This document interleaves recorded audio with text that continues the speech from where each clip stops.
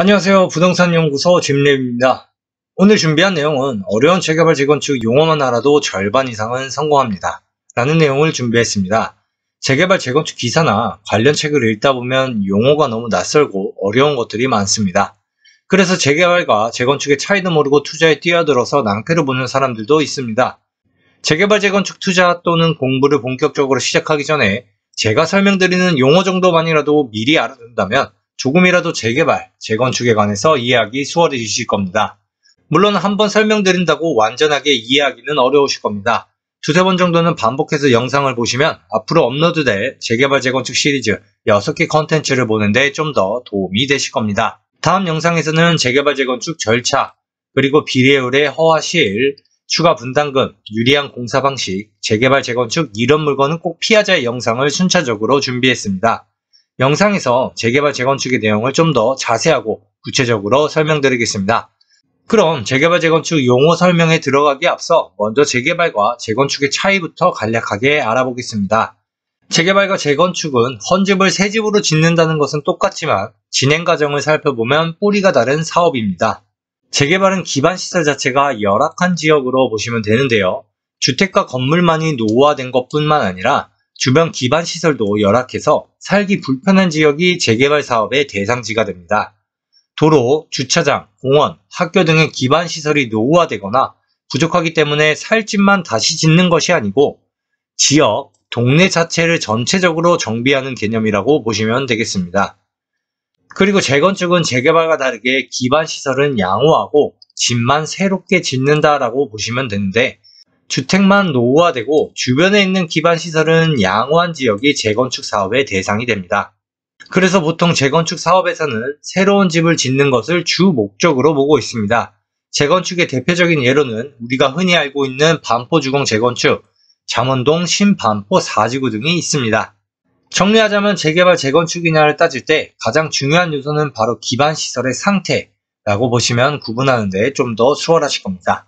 그럼 이어서 재개발 재건축에서 자주 나오는 용어 알아보겠습니다. 먼저 첫 번째 단어는 종전자산 평가액입니다. 쉽게 말해서 감정평가액이라고 보시면 되는데 재개발, 재건축 이전에 조합원들이 보유하고 있는 부동산 자산의 감정평가액을 모두 합친 총액입니다. 두 번째 단어는 종후자산평가액인데요. 종후자산평가액은 조합원 분양 수입 플러스 일반 분양 수입을 종후자산평가액이라고 하는데 이 종후자산평가액은 사업이 완료된 후에 재개발 재건축 사업장의 전체 자산의 총액이라고 보시면 됩니다. 즉 조합원 분양 수입에 신축 아파트와 상가 등의 일반 분양 수입을 합한 금액입니다. 세 번째 단어는 총사업비입니다. 말 그대로 총사업비라고 보시면 되고 사업 진행에 소요된 비용의 총액입니다. 공사비 그리고 기타 사업비로 이루어져 있는데 여기서 기타 사업비라고 하면 보상비, 금융이자, 이사비 등이 포함된 비용입니다. 그럼 네 번째로 재개발 재건축에서 말이 많이 나오고 조합원 그리고 투자자들이 중요하게 생각하는 비례율이라는 용어를 살펴보겠습니다. 이 비례율은 총 사업비를 공제한 종후자산 평가액이 종전자산 평가액에 비해서 얼마나 증가하였는지를 볼 수 있는 지표여서 100보다 높을수록 사업성이 좋음을 의미합니다. 비례율에 관한 구체적이고 자세한 내용은 앞으로 업로드될 재개발 재건축 영상에서 한 번 더 자세하게 설명드리겠습니다. 다음은 추가분담금입니다. 이 추가분담금은 조합원들이 조합원 분양을 받기 위해 추가로 부담해야 하는 금액입니다. 즉 신축 아파트 가격에서 소유주택 가치, 즉 권리가액을 뺀 금액이 바로 추가분담금이 됩니다. 이 부분도 앞으로 업로드될 재개발 재건축 영상에서 한 번 더 자세하게 설명드리겠습니다. 여섯 번째 단어는 추가분담금에서 나온 권리가액이라는 용어입니다. 권리가액은 조합원들이 주장할 수 있는 권리의 가치이고 감정평가액의 비례율을 곱한 금액이 바로 권리가액이 됩니다. 앞서 말씀드린 소유주택의 가치라고 보시면 되겠습니다. 일곱 번째는 조합원 분양가라는 용어인데 말 그대로 조합원들에게 분양하는 아파트의 분양가격입니다. 통상 일반 분양가보다 10에서 20% 정도 저렴하게 책정되고 있습니다. 여덟 번째는 건폐율과 용적률인데 먼저 건폐율부터 말씀드리면 건축 밀도를 나타내는 대표적인 지표인데 이 대지 면적에 대한 건축 면적의 비율을 말합니다. 건폐율 산정 시 사용되는 대지 면적은 건축 대상 부지 또는 필지 면적을 말하고, 건축 면적은 건물의 외벽이나 이를 대신하는 기둥의 중심선으로 둘러싸인 부분의 수평 투영 면적을 말하는데, 쉽게 말해서 지어질 건물의 1층 바닥 면적이라고 생각하시면 되겠습니다. 그리고 용적률은 대지 면적에 대한 건축물의 연면적 비율을 말하는데, 여기서 연면적은 각 층 바닥 면적을 모두 합한 값을 의미하고 있습니다. 용적률을 산정할 때는 지하층의 면적, 지상층의 주차용 면적, 주민공동시설, 초고층 건축물의 피난안전구역은 제외하고 있습니다. 용적률은 건폐율과 함께 지역의 개발 밀도를 가늠하는 척도로 활용되고 있습니다.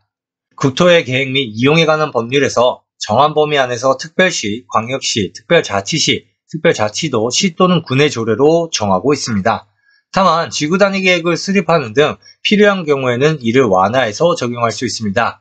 지역, 지구별 용적률의 최대 한도는 관할 구역의 면적과 인구 규모, 용도 지역의 특성 등을 고려해서 국토의 계획 및 이용에 관한 법률에서 따로 정하고 있습니다.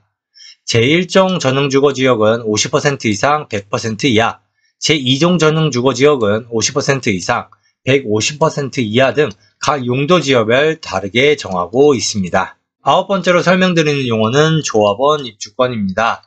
도시 및 주거환경정비법 제74조 관리처분계획의 인가, 그리고 빈집 및 소규모 주택 정비에 관한 특례법 제29조 사업시행계획의 인가로 인하여 취득한 입주자로 선정된 지위를 말하는데, 이 경우에 도시 및 주거환경정비법에 따른 재건축사업 또는 재개발사업, 빈집 및 소규모 주택 정비에 관한 특례법에 따른 소규모 재건축 사업을 시행하는 정비사업 조합의 조합원으로서 취득한 것과 그 조합원으로부터 취득한 것을 말하며 이에 딸린 토지도 포함됩니다.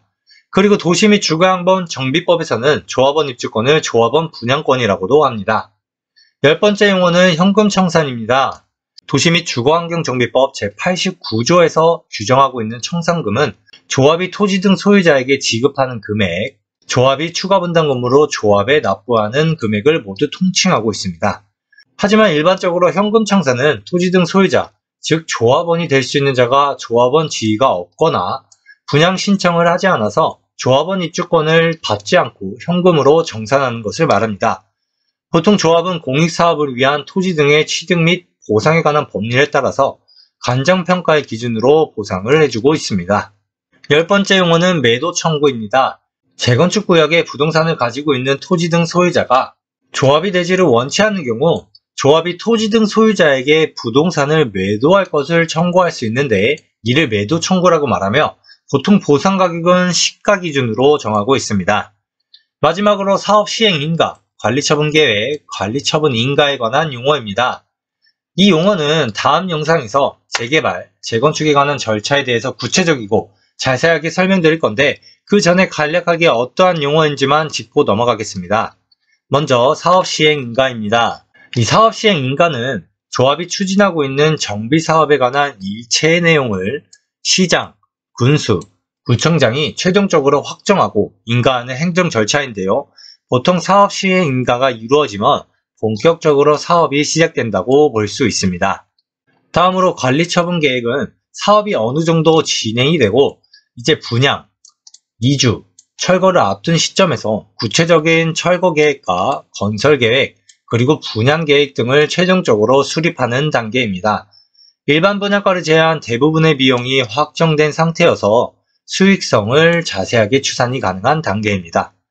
마지막으로 관리처분 계획 인가인데, 관리처분 계획이 확정되면 조합원 분양과 일반 분양을 통한 수익과 임대주택 세대수가 결정이 됩니다. 추정 비례율이 결정되어 조합원별 권리가액이 결정되면 동시에 조합원들의 분담금도 결정됩니다. 관리처분 계획 인가 절차가 끝나면 철거를 위한 이주가 시행되면서 철거가 이루어지고 그 이후에는 일반 분양을 하게 됩니다. 오늘 준비한 내용은 여기까지입니다. 재개발 재건축 내용의 컨텐츠를 총 6개 시리즈로 준비해서 업로드할 예정입니다. 영상에서 재개발 재건축의 내용을 좀 더 자세하고 구체적으로 설명드리겠습니다. 영상이 마음에 드셨다면 구독과 좋아요 한 번씩 부탁드립니다. 감사합니다.